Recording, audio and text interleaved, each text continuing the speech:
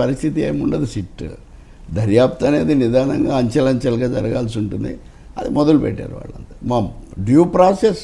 Okay, మళ్ళీ వాళ్ళ తయారీదారులను చర్చించటము, వాళ్ళ ఆచార్యులను ప్రశ్నించటము, ఆర్డర్లు మీకు మనం చూపించే కదా ప్రొక్యూర్మెంట్ లాంటివి చూడడము, అంతకుమించి ఏదో నాటకీయంగా చేసేదేముండదు. మన మీడియా కూడా కొంచెం అత్యుత్సాహం, కొంచెం బ్రేక్ వేసుకుంటే మంచిది. ఎందుకంటే కొలుకొచ్చే అవకాశం ఉంటుందండి దీనికి ఒక స్పష్టమైన రిపోర్ట్. తప్పకుండా కొన్ని వారాలు పడుతుంది, కొన్ని వారాలు అయితే పడుతుంది. ఇంకోటి సుప్రీంకోర్టు కూడా విచారిస్తుంది. నేను జస్ట్ ఫాలో అవుతున్నాను, ఇవి కూడా నడుస్తున్నాయి. అదిగా ఇప్పుడు బ్రేకింగ్స్ కూడా వస్తున్నాయండి. భక్తులు ఫిర్యాదు చేశారన్న సిద్ధార్థ లోద్రా వాదిస్తున్నారట ఏపీ ప్రభుత్వం తరఫున. దాని మీద చర్చ జరుగుతుంది. May I tell you. TTD లడ్డూపై సుప్రీంలో విచారణ, రాష్ట్ర ప్రభుత్వం తరఫున సిద్ధార్థ లోద్రా వాదనలు. తయారైన లడ్డూలను టెస్టింగ్కు పంపారు. ఆ ధర్మాసనం అడిగిన ప్రశ్న. లడ్డూలో కల్తీ జరిగిందని నిర్ధారించారు. I will tell you point by point. మొట్టమొదటిగా జస్టిస్ గవాయ్ ఒక చమత్కారం వేశాడు. మళ్ళీ పవన్ కళ్యాణ్ కోపం వస్తుందో నాకు తెలీదు. When the hearing got scheduled for 1 PM, justice Gavai joked, hopefully we should not have to eat laddus at lunch అని. లంచ్ టైంలో మనం లడ్డూలు తినే పరిస్థితి రాదు అని అనుకుంటున్నానే జస్టిస్ గవాయ్ అన్నాడు. ఇప్పుడు ఆయన మీద కూడా ఎవరైనా రెచ్చిపోతే మనం ఏమీ చేయలేము. ఎందుకంటే భారతీయులు హాస్యము, ఈవెన్ పురాణాల్లో కూడా అనేక హాస్య కథలు ఇవన్నీ కూడా ఉంటాయి. తర్వాత సుబ్రహ్మణ్య స్వామి తరఫున రాజశేఖరరావు ఆయన కథ కేసేసింది మొదట. అతను మాట్లాడాడు, ఇది చాలా తీవ్రమైన ఆందోళన కలిగించే విషయము.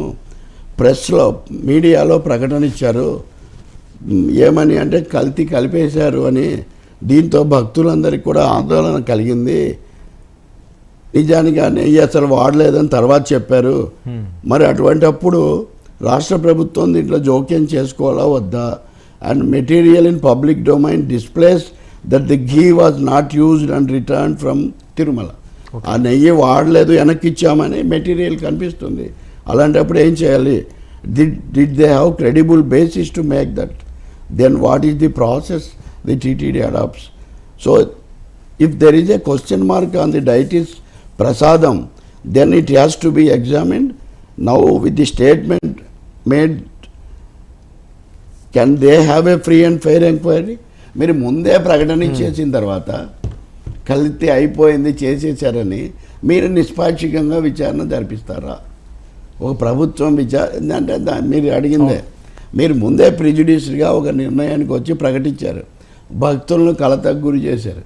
ఇప్పుడు మీరు నిష్పాక్షికంగా విచారణ ఎలా జరిపిస్తారు? నేను భక్తుడిని అని కూడా చెప్పాడు ఆయన మొదటే.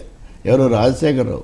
సుబ్రహ్మణ్య స్వామి తరఫున వాదించే అతను, నేను భక్తుడినేనండి, భక్తుడిగానే ఈ ఆందోళన చెందుతూ ఉన్నాను అని చెప్పి ఆయన చెప్పాడు.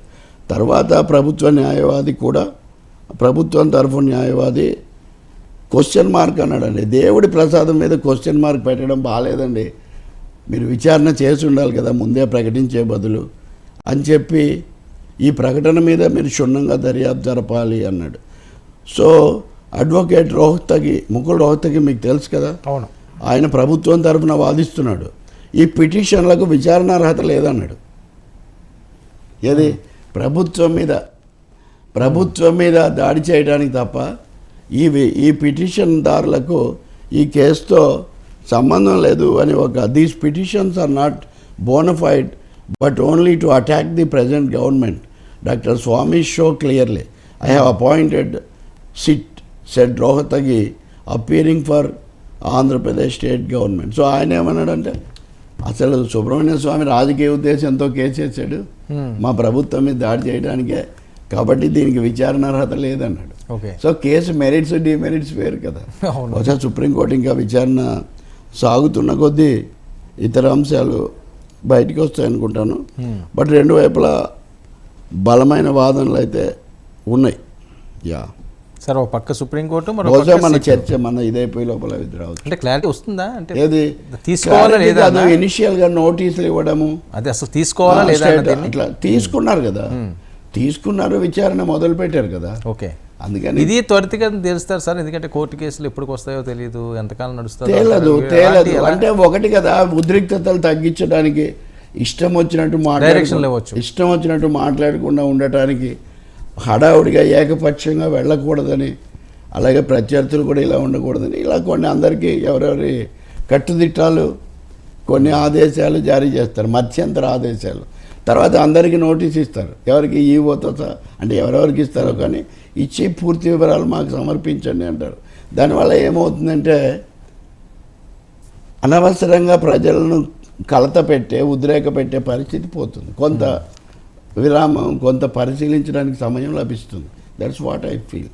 ఓకే. యా, కొట్టేయడం అంటే అది జరిగి ఉండదు, అట్లా జరగదు. ఎందుకంటే కొట్టేయడమే వాళ్ళ ఉద్దేశం అయితే దాన్ని తీసుకోరు. ఇప్పుడు ఇంత తెలిసే తీసుకున్నారు కదా ఈ సీరియస్ ఇష్యూ అని. పైగా భక్తులు నేను కూడా ఆయన చెప్తున్నాడు కదా, కాబట్టి ఈ భక్తులు కానీ వాళ్ళు వీళ్ళల్లో. సార్ ఇందులో ఏమైనా సుబ్బారెడ్డి గారిది అన్నది అది వైసీపీ నుంచి ఇలా ఉండాలా? Subba Reddy as a former chairman, మాజీ చైర్మన్గా పెట్టాడు. ఓకే. ఇంకోటి కూడా అడిగాడు, సుప్రీంకోర్టు ఇంకోటి అడిగింది, అసలు హడావుడి ఏముంది, ఎందుకు మీరు మీడియాకి అంత తొందరగా హడావుడి వెళ్ళారని. సో అది కూడా అయింది. ఏమన్నారంటే supreme court asked the Andhra Pradesh government to keep God's away from politics. Okay. దేవుళ్లను రాజకీయాల నుంచి దూరంగా పెట్టండి అన్నాడు. ఇంకోటి the అవెక్స్ court asked was the ghee was not found in conformity used for ప్రసాదం. ది స్టేట్ గవర్నమెంట్ అంటే అది వాడారా పక్కన పెట్టారంటే మేము పరిశోధిస్తున్నామని చెప్పింది ప్రభుత్వం. అంటే వాడామని చెప్పలా, మేము ఇంకా దర్యాప్తు చేస్తున్నామని చెప్పింది. మరి అటువంటిప్పుడు ఎందుకు మీరు మీడియా చెప్పకపోతే మరి మీడియాలో కొవ్వు కలిసింది అదే కోర్టు అదే అడిగింది. అప్పుడు కోర్టు మరి అటువంటిప్పుడు ఎందుకు మీరు వెళ్ళారు అని అడిగింది కోర్టు. ఇంకోటేమో the supreme court then asked what was the need to go to press immediately as you need to respect religious sentiments. మతపరమైన భావాలు దృష్టిలో పెట్టుకొని మీరు సంయమనం పాటించకుండా ఎందుకు హడావుడిగా మీడియాకు వెళ్ళారు అని ప్రభుత్వ న్యాయవాదిని అడిగింది. The told the Andhra Pradesh government council that the lab reports indicate that the ghee was rejected ఘీ. ఆ నెయ్యిని తిరస్కరించారని ఇప్పుడు ల్యాబ్ రిపోర్ట్స్ చెప్తున్నాయి. మరి అటువంటి అప్పుడు మీరు ఎందుకు వెళ్ళారు, సిట్ ఎందుకు వేశారని కూడా అడిగింది. మీరు ఎందుకు మీడియాకి వెళ్ళారు, ఎందుకు సిట్ వేశారని కూడా అడిగింది. ఒక విధంగా ఇది ప్రభుత్వానికి కొంచెం ప్రశ్నార్థకమైన, ఇప్పుడు నేను అదే కదా చెప్తున్నాను, సార్ ప్రతికూలమైన విషయమే. సార్ ఇప్పుడు ఈ మాట్లాడడం లేకపోతే ఈ రకమైన మీడియాతోటి దీని గురించి ప్రస్తావించడం అన్న దాని మీద కూడా మందలించి వదిలేసే అవకాశం ఉంటుందా, లేకపోతే ఇది చాలామంది మనోభావాలు అంటే ఒకసారి చర్చ మొదలైంది కాబట్టి చేసి మళ్ళీ భవిష్యత్తులో ఇట్లాంటివి జరగకుండా జనరల్ ఇన్స్ట్రక్షన్స్, జనరల్ థింగ్స్ ఉంటాయి కదా, పెద్ద మనుషుల కోర్టు కదా, సో మొదలు పెట్టారు కాబట్టి ఇంతవరకే పరిమితం అవ్వండి, తొందరపాటు చర్యలేం తీసుకోవద్దండి, ఎవరిని దీంట్లో నిర్ధారించి అని ఇట్లాంటి ఆదేశాలు ఇస్తారు వాళ్ళు. రిస్ట్రైన్ నిగ్రహం పాటించండి అని ఇటువంటివి చెప్తుంది. కానీ నేను మీకు చెప్పినవి చూడండి ఎంత సీరియస్ అయినవి. మన మీడియాలో ఈ పద్ధతులు వస్తాయేమో కూడా మీరు చూడండి. నేను కొంచెం జ్యుడిషియల్ మ్యాటర్స్ ఎప్పుడప్పుడు జాగ్రత్తగా ఫాలో అవుతుంటాను. నేను ఇక్కడ ఉన్నవి చెప్తున్నాను నేను మీకు. నిజానికి తెలుగు మీడియాలో ఇంకా ఇప్పటికీ కొన్ని రావట్లేదు కూడా. కోర్టు వేసిన ప్రశ్నలు మనం ఇన్ని రోజుల నుంచి చర్చిస్తున్నవే. తప్పు జరిగితే చర్యలు తీసుకోండి, కానీ ఎందుకు హడావుడి పడ్డారు, ఎందుకు ఇన్ని కోట్ల మంది భక్తులు బాధపడే కలతపడే పరిస్థితి సృష్టించారు. భక్తులు గొప్పవాళ్ళు కాబట్టి రోజుకు 3 లక్షల లడ్లు ఎప్పటి మాదిరే తీసుకున్నారు. మీరు ఇవన్నీ చెప్తున్నా వాళ్ళేమీ కలత చెందలేదు. రాజకీయాలే, మా దేవుడే సింగిల్ పాయింట్లు వెళ్ళిపోయారు. సో అది సార్. పవన్ కళ్యాణ్ గారు తిరుమల పర్యటన, ఆయన కూడా ఎందుకు డిక్లరేషన్ ఇవ్వకూడదు, ఇవ్వాలి, ఆయన ఏదో తీసుకున్నారు మతం, రష్యాలో ఇలా చేశారు అలా చేశారు, ఆవిడ రష్యా చేసుకున్నారు, ఇది వైసీపీ వాళ్ళు డిమాండ్. సార్